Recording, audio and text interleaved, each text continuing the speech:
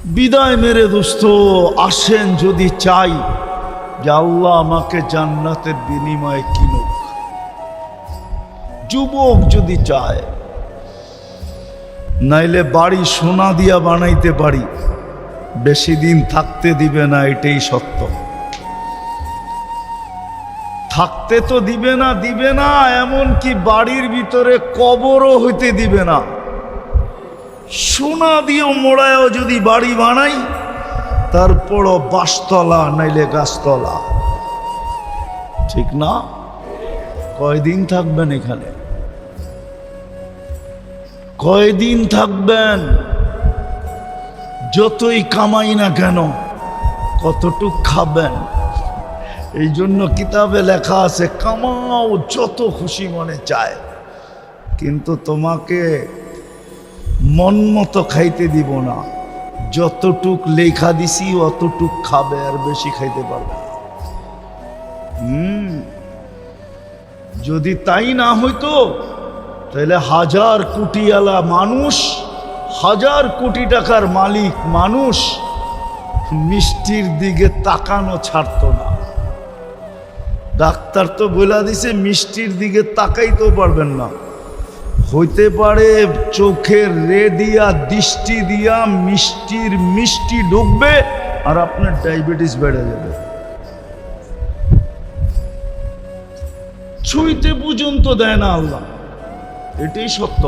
কামাও যত খুশি মনে চায়, কিন্তু খাইতে দিব না। তৃতীয় আরেকটা লেখছেন, জমাও যত মনে চায়, স্টক করো যত মনে চায়, কিন্তু তোমাকে ভোগ করতে দিব না, পুরা ভোগ করতে। এই জন্যই কবি সুন্দর কথা লেখছেন, যদিও উর্দুতে বুঝবেন কিনা জানি না, कि इस दुनिया में हजारों करोड़ों माली थे, प्रत्येक घरेर अभिभावक से माली। माली ना कि आपने फैमिलीर अपने माली ना? कवि बोले दुनियाते अगणित माली आछे बटे, सिकंदर जब दुनिया से गया तो दोनों हाथ खाली थे। सिकंदरेर मतो बादशाह 2 हाथ खाली निये गेছে। সত্য এটাই। আসেন, রহমতের সংযোগ 24 ঘন্টা নিজের সাথে রাখি। ওটার জন্যই এই ছোট জীবনটা কনসিডার করার পরে, মূল্যায়ন করার পরে, দাম বাড়ানোর পরেও আল্লাহ পদ্ধতি দিছেন, কোন পদ্ধতিতে রহমতের সংযোগ তোমার সাথে 24 ঘন্টা থাকবে? যখন তুমি মুহাম্মদুর রাসূলুল্লাহর আদর্শে আদর্শবান হবে। শেষ কথায় চলে আসছি। এই জন্য ইমাম বুখারী রহমতুল্লাহ আলাইহি লেখছেন, যদিও কবরে 3 প্রশ্ন হবে, কিন্তু ইমাম বুখারী আর মুসলিম 3 প্রশ্নের কায়েল না। ওনারা বলে প্রশ্ন 3টা, কিন্তু আসল প্রশ্ন একটা। কয়টা? মৌলিক প্রশ্ন, গুরুত্বপূর্ণ প্রশ্ন। হ্যাঁ, বাত একটা টিপাই বলে পুরা পাতিল হয়ে গেছে, ঠিক না? কবরেও প্রথম প্রশ্ন একটা হবে। বুখারী শরীফে আছে, মা কুনতা তাকুলু ফি হাদার রাজুলি মুহাম্মাদিন। কবর দেওয়ার পরেই এই বাবের ভিতরে আনছেন, আত্মীয় স্বজন যখন ফিরতে থাকবে কবর দিয়া, তখন মৃত্যু ব্যক্তি এদের ফিরা যাওয়ার পায়ের আওয়াজ কবরে বসা শুনতে থাকবে। ইয়াসমাউ কারাআন আলিহিম, শুনতে থাকবে, আর সে বসতে থাকবে, আর রাইখা চলে যেতেছে। তখনই 2 ফেরেশতা আসবে, আয়েশা প্রথম প্রশ্ন করবে, মা কুনতা তাকুলু ফি হাদার রাজুলি মুহাম্মাদিন, বলো ওনার আদর্শে তুমি কতটুকু আদর্শবান ছিলা। যদি প্রমাণ দিতে পারে, প্রমাণ করাইতে পারে, হ্যাঁ, যার সাথে রহমতের সংযোগ থাকবে, কোরআন এই দিকেও ইঙ্গিত দিছে, ইউসাব্বিতুল্লাহু বিল কওলিস সাবির। দুনিয়ার যাদের সম্পর্ক ছিল ওইখানেও আল্লাহ ওকে ভীতু করবে না, ও ভীতু হবে না, ও তো নির্ভীক হবে কবরে, নির্ভীক। যেমন ওমর রাদিয়াল্লাহু তাআলা আনহু ইঙ্গিত দিছেন, বলছে ইয়া রাসূলুল্লাহ, কবরে যাওয়ার পরে আকল বিলুপ্ত হয়ে যাবে না যতটুক আজকে আছে এতটুকুই থাকবে? তা আল্লাহর রাসূল বলছে বিলুপ্ত হবে না, আজকে যতটুক আছে এতটুকুও থাকবে না, বাল আকালু, আরো আকল বেড়ে যাবে। বলছে তাইলে জবাব দিতে কোনো অসুবিধা হবে না। এই জন্যই আপনাদের পায়ে ধরা হয় প্রতি মাসে, ইসলাহি প্রোগ্রাম এই জন্যই হয়। ওলামাদেরকে আইনা, তাও ওলামারা ওলামাদেরকে নিয়ে আসে। এই সংগঠনটা পরিচালনা করে কারা? ওলামারা ওলামা আইনা আপনাদেরকে বুঝাইতে চায়, কেননা এদের কাদের দায়িত্ব আছে, দায়িত্ব কাদের থেকে নামাইতে চায়, দায়িত্বকে আদায় করতে চায় যেন কাউকে যা বলতে পারে। আপনি তো বইলা দিছিলেন লাইসা লিল ইনসানি ইল্লা মা সাআ,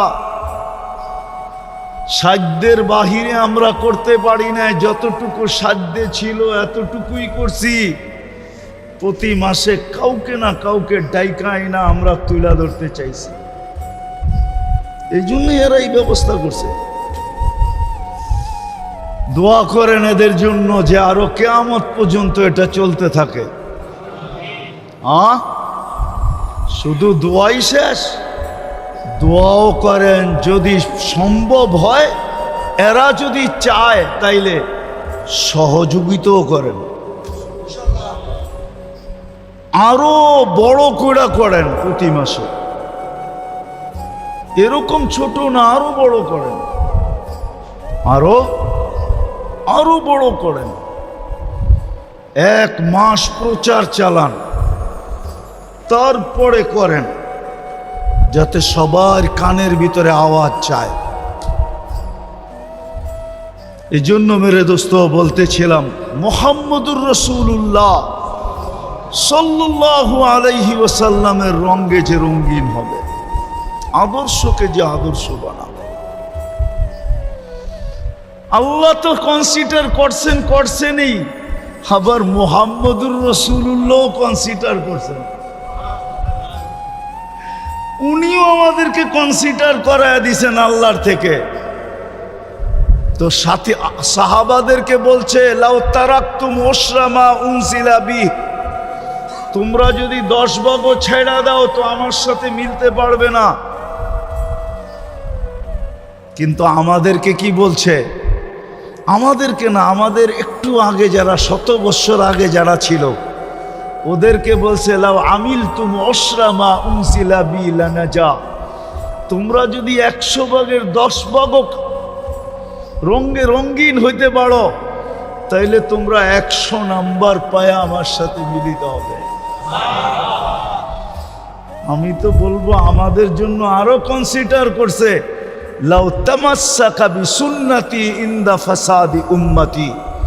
ওই সময় চলতেছে এখন, গুগলের যুগ, ইন্টারনেটের যুগ,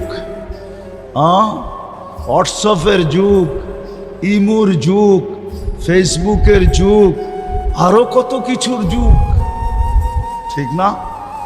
আমাদের জন্য বলছে লাউ তামাসসাকা বিসুন্নতি, আমার একটা মৌলিক সুন্নত যদি ধরে রাখতে পারো তাইলে শুধু পাশ হবে না, ফালাহু আজরু মিয়াতি শহীদ, পাশ তো হবেই, উল্টা 100 শহীদের মালা তোমার গলায় পড়ায় দিবে। একটা মৌলিক সুন্নত। আফসোস তো এইখানেই, আফসোস তো এইখানেই, ব্যথা তো এটাই লাগে যে মুসলমানের থাকা উচিত ছিল কোথায়, মুসলমান থাকে কোথায়, কিতাব আমি লেখি নাই, ইমাম গাজালি রহমতুল্লাহ আলাইহি লেখছেন, কিতাব লেখছেন কিতাব। সাহাবা আইনা কাদাও হায়াতাহুম, সাহাবা জীবন কোথায় কাটাইছে, এদের জীবনের সংযোগ কোথায় ছিল। যদি মুসলমান আজকে শুধু একটা মৌলিক সুন্নত আদায় করতো একটা, তাইলে আজকে 250 কোটি মুসলমানের এই দুরবস্থা দেখতে হতো না। 60টা মুসলিম দেশকে এই দুরবস্থা দেখতে হতো না। এত সম্পদ থাকা সত্ত্বেও মুসলমানদেরকে এই দুরবস্থা দেখতে হতো না। সারা দুনিয়া টোকাইলে আপনি মুসলমান পাবেন আর কাউকে পাবেন না যার এন্টার গাড়ি 24 ক্যারেট সোনায় মোড়ানো। শুধু মুসলমান পাবেন আর কাউকে পাবেন না। চ্যালেঞ্জ আপনার সাথে, মনে হয় বুঝিতে পারিনি।